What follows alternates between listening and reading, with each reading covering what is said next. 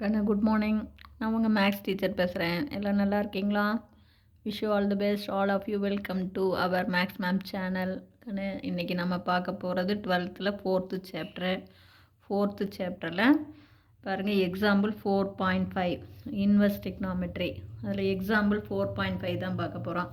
பாருங்கள், find the principal value of cos inverse of √3/2. கண்ணா cos inverse of √3/2 உடைய principal value கண்டுபிடிங்கிறாங்க. இதுக்கு நம்ம ஜஸ்ட்டு ட்ரையாங்கிள் தான் போட போகிறோம். உனக்கே தெரியும், அதாவது என்னென்னு இது 90, 30, இது 60. அப்போ 60க்கு ஆப்போசிட்டு 1, 30க்கு ஆப்போசிட்டு 1, 60க்கு ஆப்போசிட்டு √3, 90க்கு ஆப்போசிட்டு 2, 1, 2, √3. 30க்கு ஆப்போசிட் 1, 60க்கு ஆப்போசிட் √3, 90க்கு ஆப்போசிட் 2. இதில் √3/2 சமே பாருங்கள், √3/2. அப்போ √3 காஸ் அப்படிங்கும்போது அட்ஜசன்ட். அப்போ √3க்கு அட்ஜசன்டில் இருக்கிறது 30 டிகிரி. அப்போ நமக்கு காஸ் 30 டிகிரி தான் நமக்கு என்ன, √3/2. காசுடைய ஃபார்முலா வந்து அட்ஜசன்ட் சைட் பை ஹைபாட்னியூஸ். அப்போ அட்ஜசன்ட்டுக்கு பாருங்கள் 30 டிகிரி தான், 30 டிகிரிக்கு தான் அட்ஜசன்ட் சைட் பை ஹைபாட்னியூஸ் இப்படி இருக்கும். அப்போ இந்த √3/2க்கு பதிலாக பாருங்கண்ணே, காஸ் இன்வர்ஸ் எழுதிக்கிட்டேன். இந்த √3/2க்கு பதிலாக என்ன போடுறேன், காஸ் 30 போட்டுக்கிறேன். இப்போ காஸ் இன்வர்ஸும் காசும் கேன்சல் ஆயிரும். அப்போ நமக்கு ஆன்சர் வந்து 30 டிகிரின்னு வரும். நமக்கே தெரியும் காஸ் இன்வர்ஸுடைய ஃபார்முலா கண்ணு டொமைன் வந்து -1 to +1, ரேஞ்ச் வந்து 0 to π. இது நமக்கு தெரியும். அப்போ நாம் கண்டுபிடிச்ச இந்த பிரின்சிபல் வேல்யூ இதுக்குள்ளே இருக்கான்னு பாருங்கள். 0வுக்கும் பைனா 180, 0விலேருந்து 180க்குள்ளே கண்டிப்பாக இது இருக்கும். ஹென்ஸ் நமக்கு என்ன, இந்த 30 வந்து நம்ம π/6ன்னு எழுதலாமா? பையனா எவ்வளோ, 180. அது 6ஆல் வகுத்திங்கன்னா 30 டிகிரி.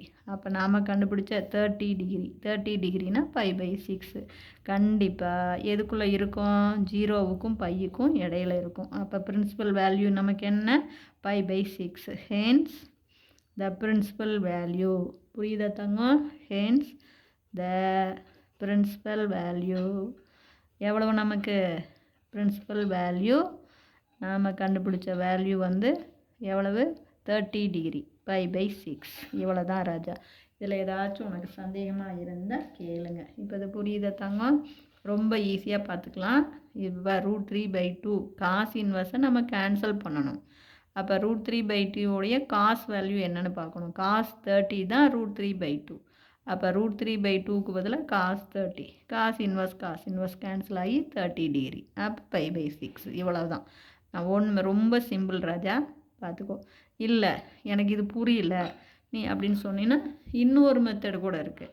என்னென்னா, அதாவது அனதர் மெத்தடில் கண்ணு ஒன்றுமே இல்லைடா, எப்படி வேணாலும் நீ போடலாம், நீ கண்டுபிடிக்கலாம். இப்போ அனதர் மெத்தட் போட்டிங்கன்னா காஸ் இன்வர்ஸ் ஆஃப் √3/2 இதை வந்து சம் ஏன்னு எடுத்துக்கோ.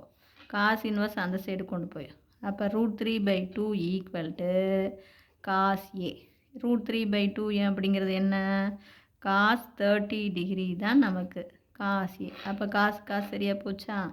அப்போ தேர்ஃபோர் நம்மளுடைய ஆன்சர் வந்து எவ்வளவு, 30 டிகிரி ஏங்கிறது. அப்போ ஏ ஈக்குவல் டு 30 டிகிரி. பாரு, இதனுடைய வேல்யூ தானே. இது கண்டிப்பாக எதுக்குள்ளே இருக்கும், 0வுக்கும் பையுக்கும் இடையில இருக்கும். இப்போ இது புரியுதா தம்பி? இது பாரு, காஸ் இன்வர்ஸ் ஆஃப் √3/2 ஏன்னு எடுக்கிறீங்க. காஸ் இன்வர்ஸ் அந்தாண்டு போச்சுன்னா காஸ் ஏ. அப்போ √3/2 ஈக்குவல் டு காஸ் ஏ. அப்போ √3/2னா cos 30 equal to cos A. காசுக்கு காசு சரியாக போயிடும்.